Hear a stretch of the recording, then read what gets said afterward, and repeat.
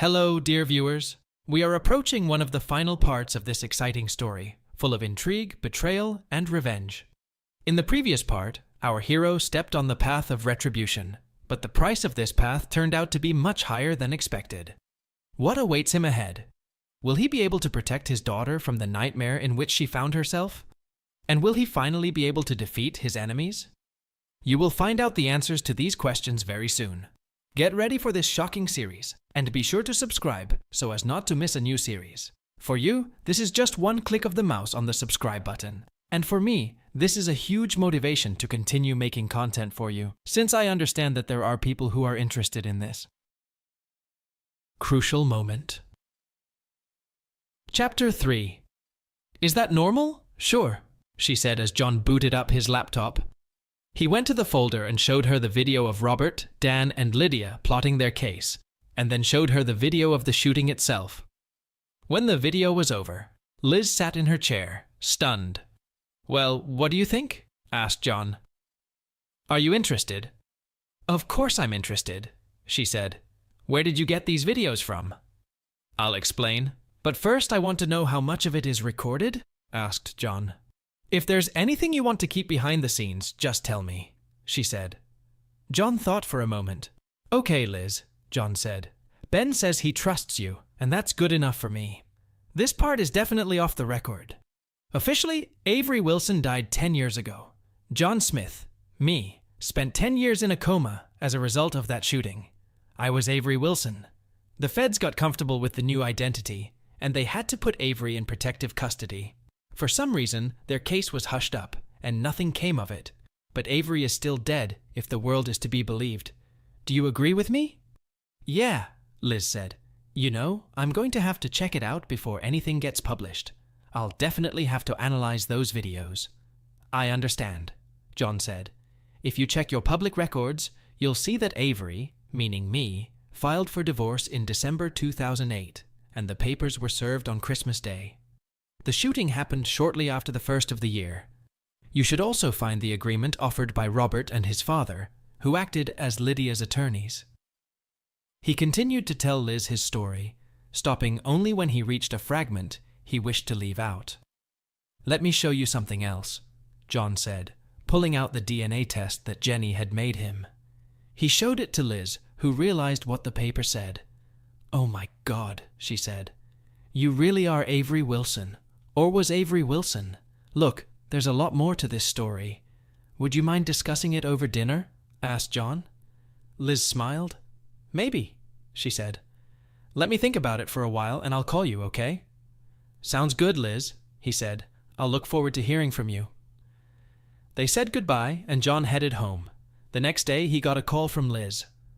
"Mr. Smith," she said, "I hope you're not in too much of a hurry, but I'd like to take you up on your offer of dinner." "Sure," John said. "Where would you like to go?" "Well, there will be a political meeting there with some of the candidates, including Robert," she said. "I'll even have a chance to ask some questions. Are you still interested?" "Sounds interesting," John said. "Sure, give me the details and I'll pick you up."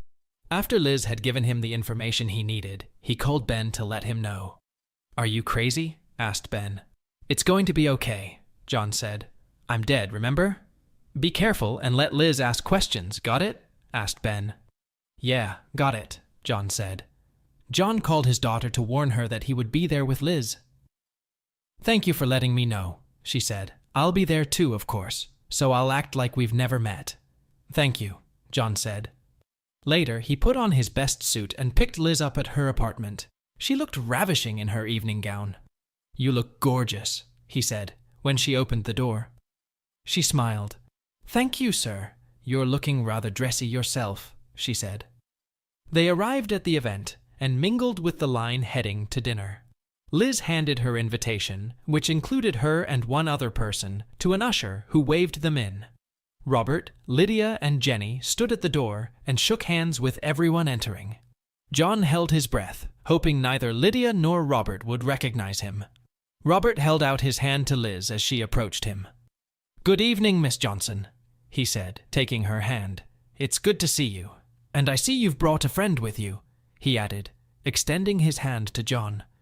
John thought he was about to be at a loss for words, but with a sigh, he shook Robert's hand. "And you?" he asked. "Smith. John Smith," John told him. He lowered his gaze and noticed that Robert was wearing the Rolex watch that Lydia had given him that fateful Christmas.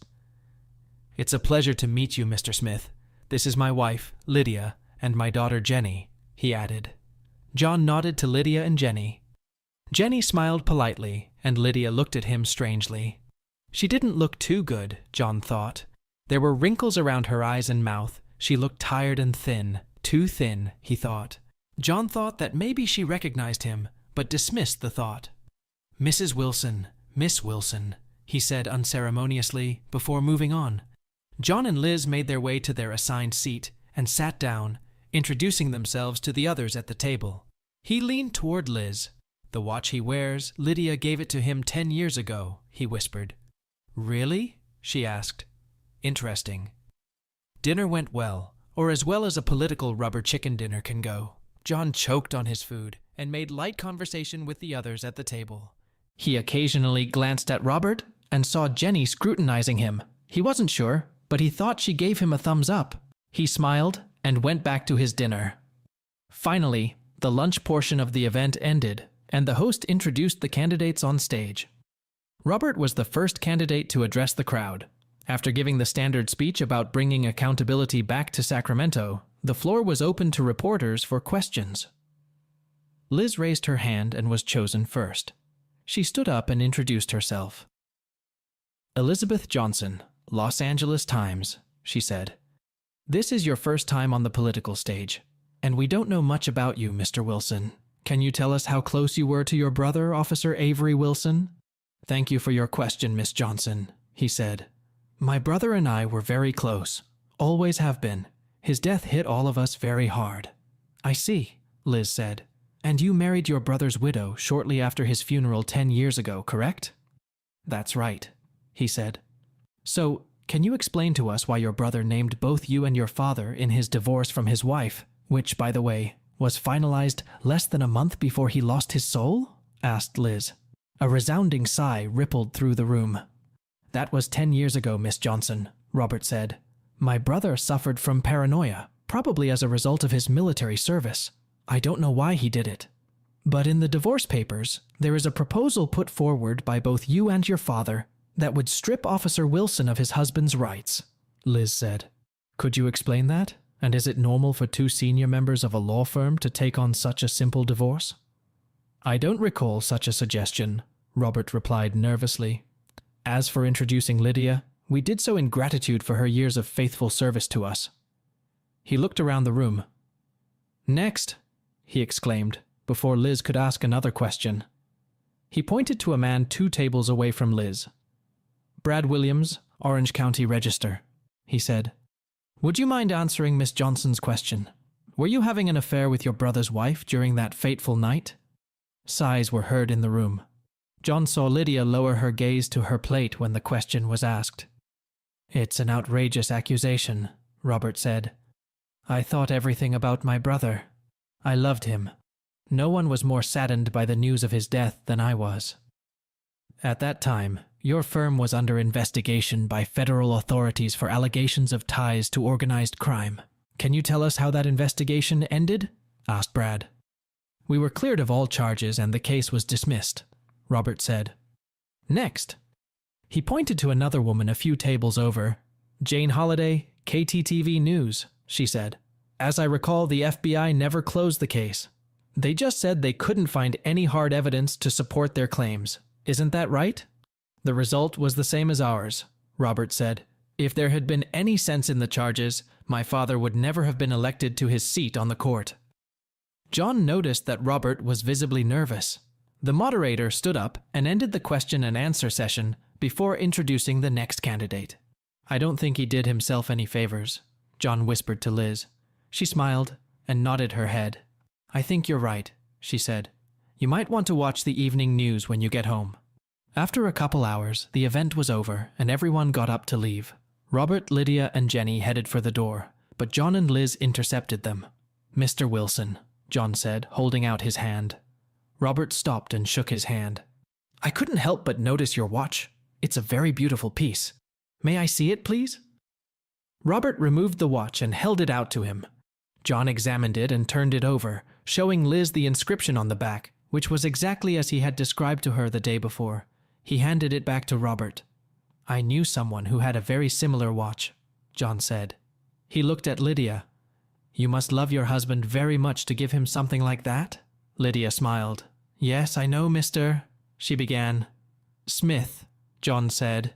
It's a pleasure to meet you, friends. Please have a nice evening. He nodded to Jenny, who smiled. Robert gave Lydia a hug, and the three of them left quickly. John and Liz watched them leave. I think you just got your story, John, Liz said. John nodded, turning to Liz. I guess so, he said, picking up Liz's sweater. Now that it's over, don't you want to go somewhere nice? Maybe have a real dinner? She smiled. I'd love to, John, but I have to get home and get this story formalized to get it in the morning paper, she said. I understand, John said.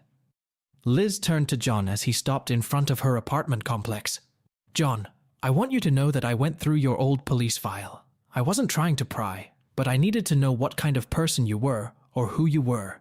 Judging by your record, you were an uncompromising cop who didn't put up with anyone's bickering, she said.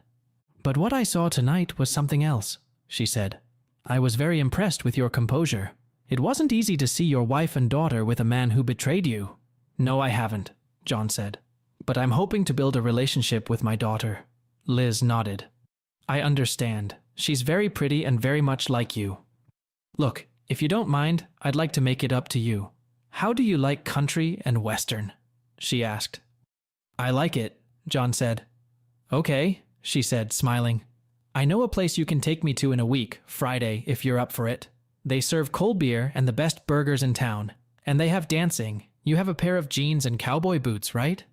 I think I can scare some people by then, he said. If you don't mind teaching me how to dance, I've been sleeping for the last 10 years, you know. Pick me up at, say, 6:30? She asked.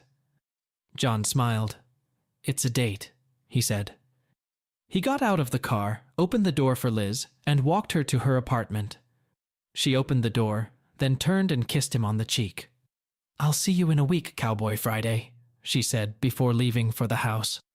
Sleep well. When she closed the door, John felt like a high school kid who had just had his first date. He practically ran and jumped as he headed to his car with a smile on his face. He drove home and immediately turned on the evening news. It took some time, but the local news networks showed snippets of the night's event. Several candidates for statewide office met with the press tonight to introduce themselves, the newscaster said. Attorney Robert Wilson was questioned about his relationship with his brother, slain police officer Avery Wilson, and the officer's widow, who is now his wife. The video shows a very nervous and agitated Robert fending off the questions he is asked. John smiled. It had not been a good night for Robert.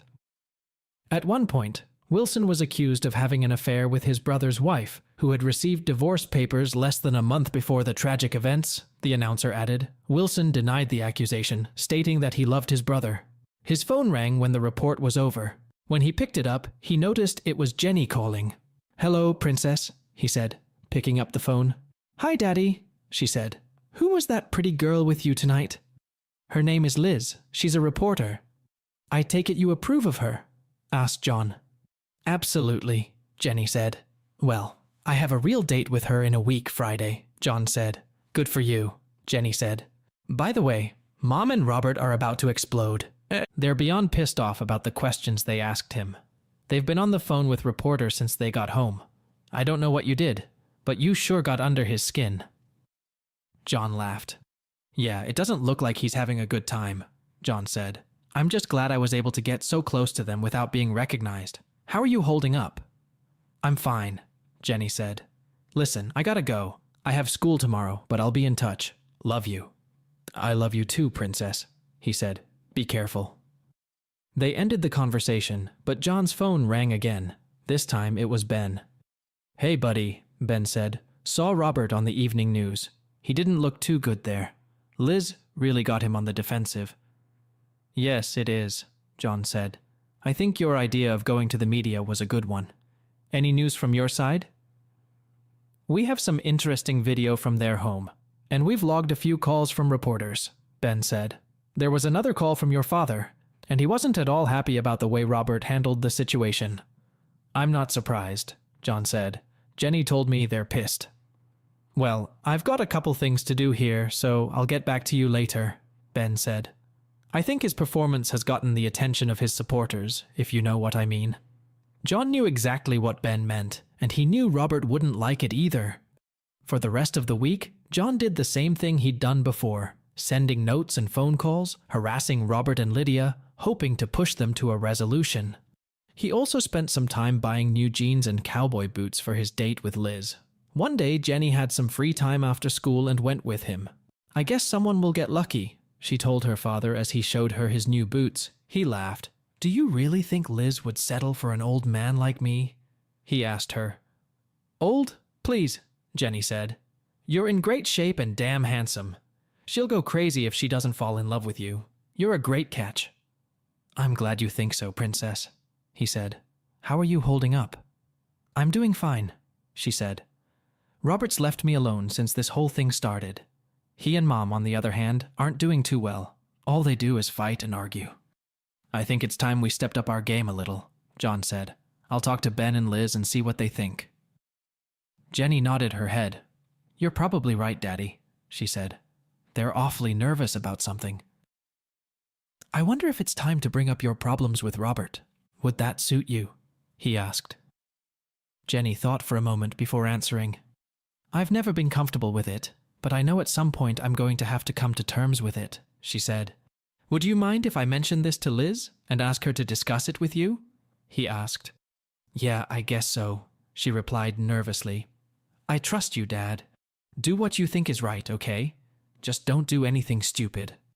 Okay, sweetheart, John said. His heart ached for her, and he wanted so badly to punish Robert for what he had done to his little girl. After Jenny went home, he got a call from Liz. Hi, John, she said when he answered. I just wanted to let you know that our tech people analyzed the video you gave me and said they're both legit. I checked it out with my editor, and he's interested to see what I can come up with.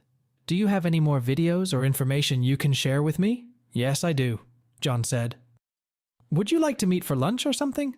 There's another aspect I haven't shared with you yet, and it's a very delicate one. Yes, of course, Liz said. Can we meet in about an hour? I'll text you the address. Sounds good, John said. I just need to run home and grab my laptop. Okay, Liz said. I'll see you then. After getting the address, John went home, grabbed his laptop, and went to meet Liz. She chose a nice bistro with outdoor seating, and John spotted her right away. She smiled as he took the seat across from her. It's good to see you again, he said. You too, cowboy, she said. What you got for me? Well, first of all, it's a problem with Jenny, my daughter, he said. She knows who I am, by the way, and we're spending time together to reacquaint ourselves. She's a wonderful girl. It's good that you're starting to recognize her again, Liz said. What's going on with her? She told me that Robert molested her, he said. Liz stared at him shocked. Oh my God, she said. Did she call 911 or do anything? Yes, she says she called 911 twice, but her mother managed to get out of it with lies, he said.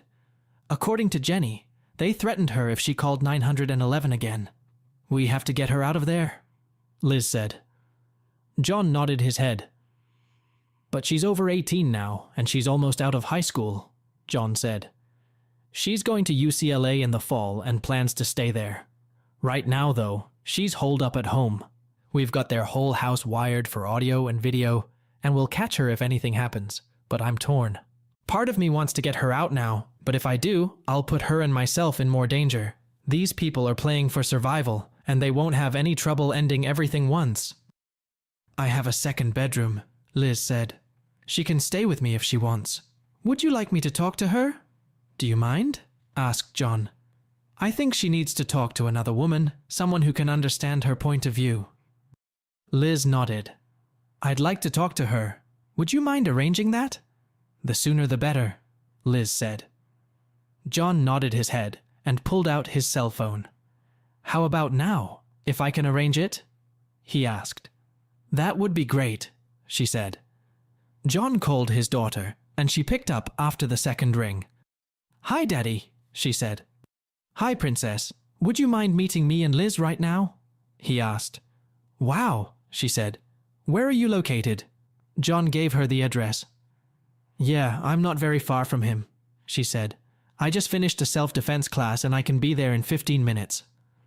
Okay, we'll wait for you, John said. We're sitting outside in the backyard. Finished talking, he looked at Liz. She'll be here in 15 minutes. Is that okay? He asked. Sure, Liz said. It would be nice to have another woman in the house for a while. Oh? Asked John. Yes, she said. My daughter lived with me after my divorce. My ex couldn't keep her. He left and she stayed. Then she was ruined by a drunk driver. She was only 16 at the time. I'm sorry to hear that, John said. I didn't realize you had children. Yes, you are. That's why I know how you feel right now. I've thought about it a couple times, he said. Don't do anything stupid, she told him. You have a daughter who needs a father, and I have to admit that I kind of like you too. She smiled. What, me? He asked. I'm an old man. She shook her head. Hardly, she said. I bet you're no more than 2 or 3 years older than me. No way, he said. I'm 47. You can't be more than 35? She smiled. Thanks for the compliment, she said. I'm actually 44, but don't tell anyone, okay? Your secret is safe with me, he told her. Just remember, John Smith, you can rip Robert's head off, and God knows you have every right to do so. But there's an old saying about not arguing with someone who buys ink piece by piece, she said. Do what you have to do, but don't cross the line. Thanks for the reminder, he said. By the way, did you remember to bring more videos? She asked. Yes, it is, he said, pulling out his laptop. It's all pretty visual, by the way. He copied the files onto a flash drive and handed it to her. Use whatever you want. She took the flash drive from him. Thank you, she said. At that moment, Jenny joined them at the table.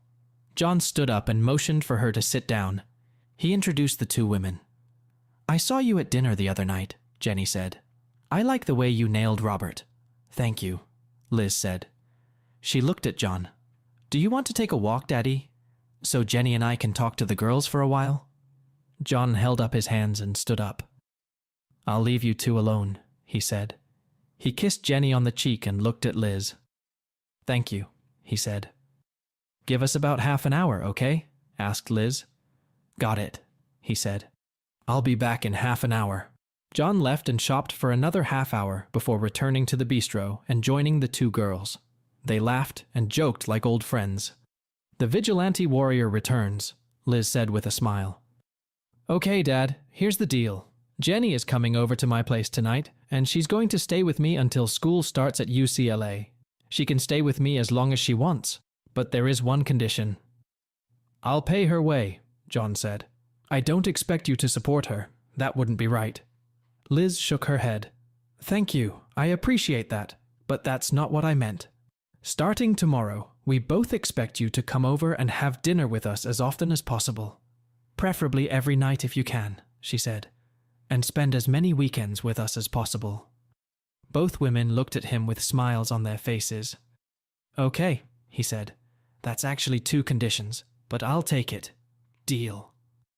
Jenny hugged John, and Liz smiled. Thank you, Daddy, she said. I love you so much. I love you too, Princess, John said, tears threatening to roll down his face. Sitting back down, Liz held out her hand. Let me look at your phone for a while, Jenny, she said. I want to make sure that the surveillance they set up is off. Jenny handed Liz her phone, and John watched the older woman's fingers run across the screen. Soon she handed the phone back to Jenny. Here. I turned off your GPS and deleted the phone finder app. I didn't see anything else. I also entered my phone number so you can call me if you need to, she said. What are you going to tell your mom? Asked John. Nothing, really, said Jenny. Just that I'll be staying with a friend for a while. I'm over 18, so there's nothing she can do to stop me. She looked at Liz and her father, and wondered what life would be like with the two of them. Thank you both for everything. She looked at Liz. I'll see you tonight, okay? Liz nodded her head. "I'll see you around," she said. "You have the key I gave you, don't you?" "Right here," Jenny said before walking away. "Bye. I can't tell you how much this means to me," John said after Jenny left, "especially since we just met." Liz took his hand. "My intuition is usually right, John," she said. "And right now, my intuition is telling me to trust you. You've been hurt very badly, and some part of me wants to help you, and who knows what will come of it." John nodded his head in understanding. "But remember what I told you before. Do what you have to do with Robert and Lydia, but don't cross the line." "I understand," he said. Liz took his hand and looked at him intently. "Promise me," she said. "I promise," John told her. She nodded her head. "I'll keep you posted.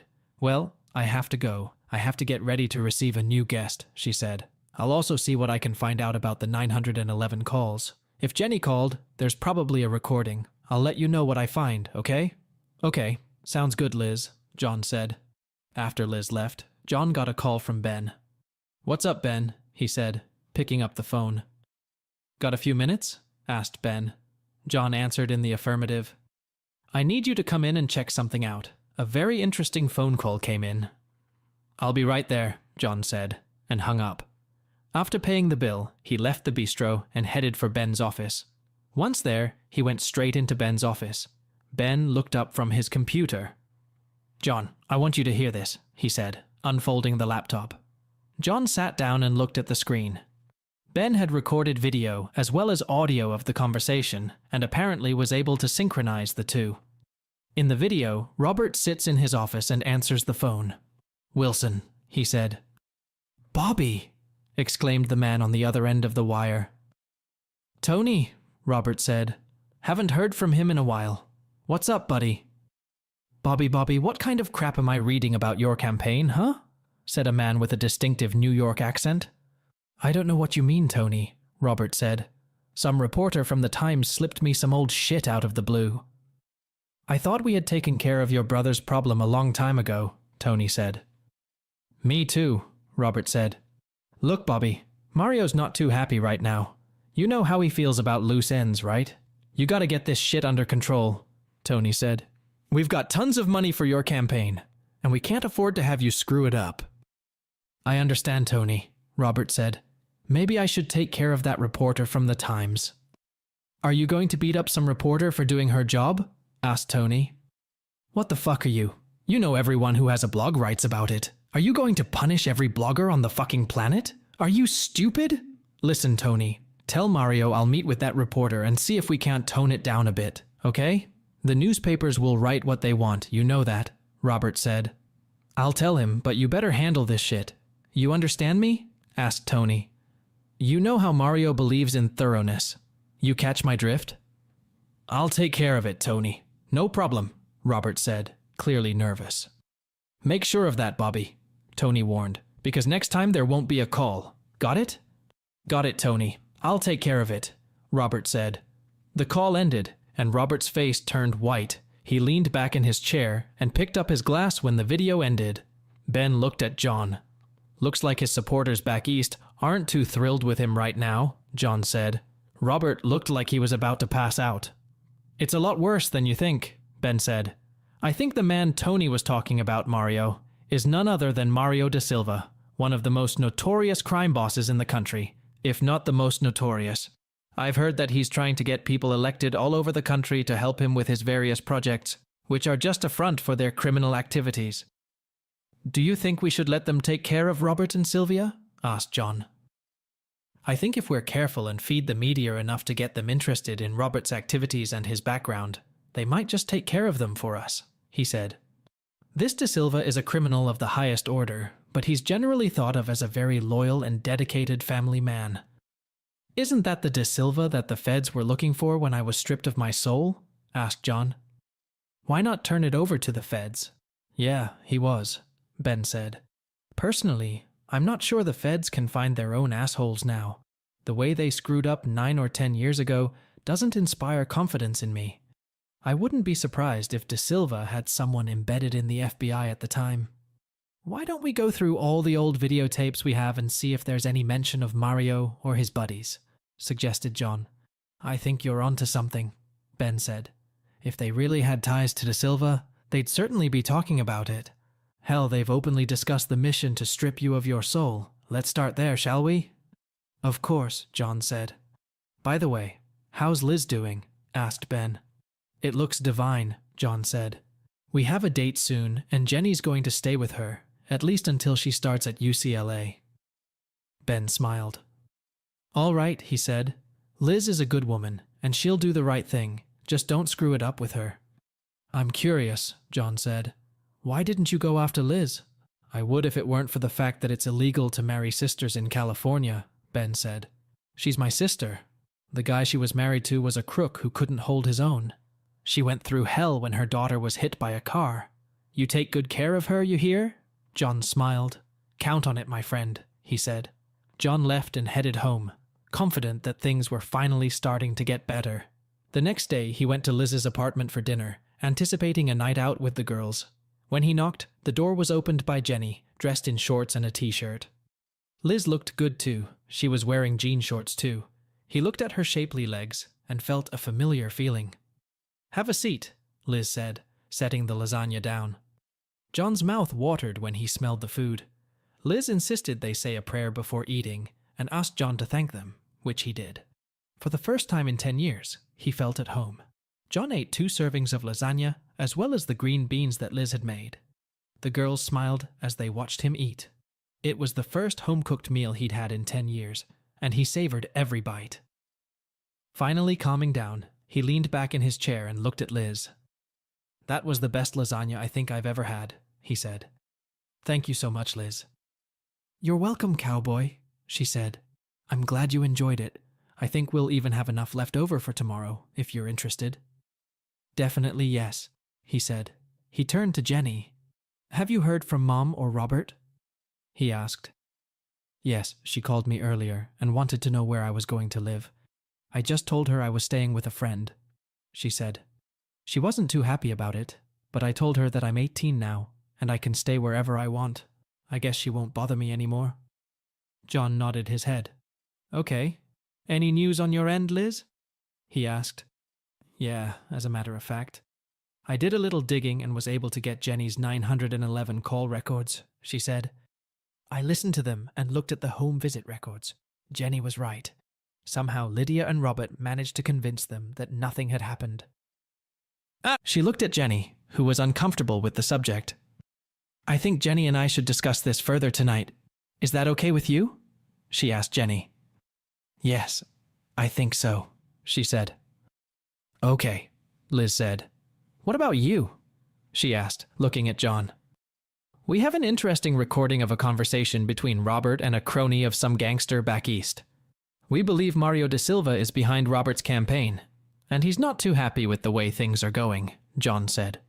Isn't De Silva the person the FBI thought your father was involved with? Asked Liz. I think so, John said. Ben and I are going through every videotape we have to find any mention of De Silva or anyone in his organization. I've spent the better part of a day on it, but I haven't found anything yet. You do know there's software that can do that, right? Asked Liz. John shook his head. No, I don't. Remember, I've been out of the loop for a long time. Do you have something like that in your paper? He asked. Liz laughed. I have something similar at home, she says. I use it all the time to transcribe audio to text. It's not 100% foolproof, and I usually have to go back to the output to correct mistakes, but it's a lot faster than trying to type while I'm listening. How much are we talking about? There's probably hundreds of hours of video, John said. Bring it in, and I'll get to work, she said. I can help with that if you don't mind, Jenny said. John and Liz agreed. Only if homework is done first, John said. Yes, Daddy, Jenny said, smiling. Speaking of which, I've got some studying to do, so if you don't mind, I'll get started. Okay, honey, John said. Jenny stood up, kissed her father and Liz on the cheek, and headed to her room. Liz waited until she closed the door before she spoke. Your daughter is a wonderful girl, Liz said. I agree, she is, John said. I think she'll make a great lawyer someday, Liz added. I think you're right, John said.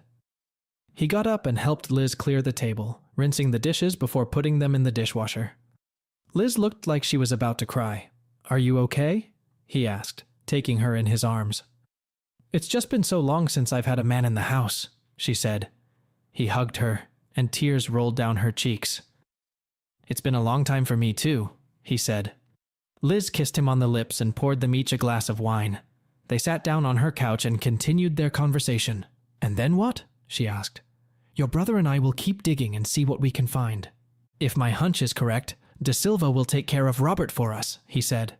"So you know Ben is my brother?" she asked. "Yeah, he just informed me of that," John said. "I probably should have told you sooner, but I wanted to get to know you better first," Liz said. "I owe your brother a debt I can never repay," John said. "He was the one who looked out for me when all this started 10 years ago." "I understand," Liz said. "He helped me a lot, too. I couldn't have handled the divorce without him. Changing the subject, do you think De Silva could have taken your brother's soul?" "I don't know," John said. "I know he's feared for a reason. At the very least, he could ruin Robert, and maybe even my father." "I'll do what I can," she said. "My editor has given me the green light to pursue Robert, but I have to be careful. I don't want it to look like a vendetta, and I certainly don't want to put anything out there that could open the paper up to a lawsuit." "Can we use videotapes from 10 years ago?" asked John. "Maybe," Liz said. "We can't print the videos in the newspaper, of course, but we can use them on the website and print screenshots from them. I'll have to be very careful about how they're presented. Let me discuss this with my editor first. I'll do that tomorrow, but I think we have to prepare for it with some of the other things we have." "All right," John said. "If your editor agrees to this, I think it will end Robert's career." He glanced at his watch. "I think I should say good night to my daughter and head home. Thank you for a lovely dinner." Liz wrapped her arms around John and kissed him. "Maybe someday you'll stay and have dessert," she said. "It would be my pleasure," he said. They broke the embrace when Jenny entered the room. "Okay, you two," Jenny said. "I swear I can't take you anywhere." John got up and kissed Liz goodnight, then hugged his daughter. "Good night, Princess," he said. "I'll see you tomorrow night, okay?" "Okay, Daddy," she said. "Sleep well." The next day, John continued his campaign of texting and calling Robert and Lydia, which he knew was pissing them off even more. He copied all the videos he had onto DVDs for Liz and Jenny, which took up most of his day. He hadn't realized how many incriminating videos he had of them until he tried to put them together in chronological order. That night at dinner, he handed the discs to Liz, who couldn't believe the volume of what he'd given her. "I talked to the editor today and he wants me to tackle the infidelity topic first, and then maybe use that as a transition to other material," Liz said. "You've already provided me with plenty of evidence, and if Robert threatens to sue, we'll bury it with everything we've got." "Sounds good," John said. "When is it going to happen?" "Read tomorrow's paper. I have a feeling the shit is going to hit the fan," she said. John smiled. "I can't wait," he said. Of course, the news of Robert and Lydia's infidelity was front-page news, and all the morning shows were talking about Liz's article.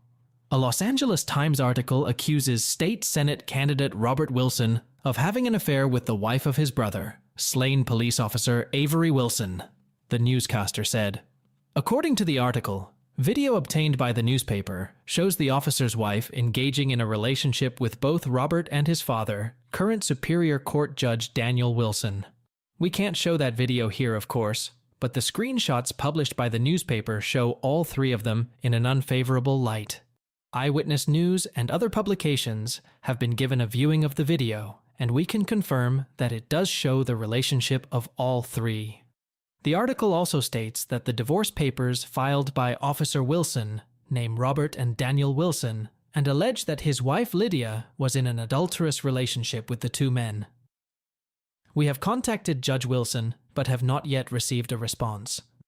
Robert Wilson has previously denied having such a relationship, and attempts to contact Mr. and Mrs. Wilson have been unsuccessful. According to the article, the videos also contained references to a crime syndicate on the East Coast. At the time of the events, Wilson's firm was under investigation for ties to organized crime. Federal authorities said they have not been able to definitively establish the firm's ties to the mafia. Officer Wilson was rendered soulless in his home just days after serving his wife with divorce papers, the newscaster said.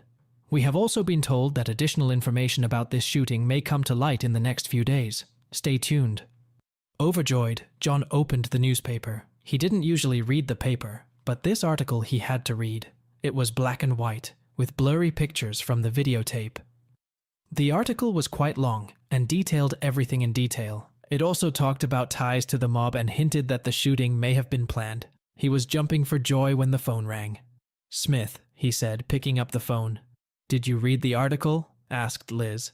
Just finished it. It was great, he said. I'm glad you enjoyed it, she said. I'm getting flooded with calls right now.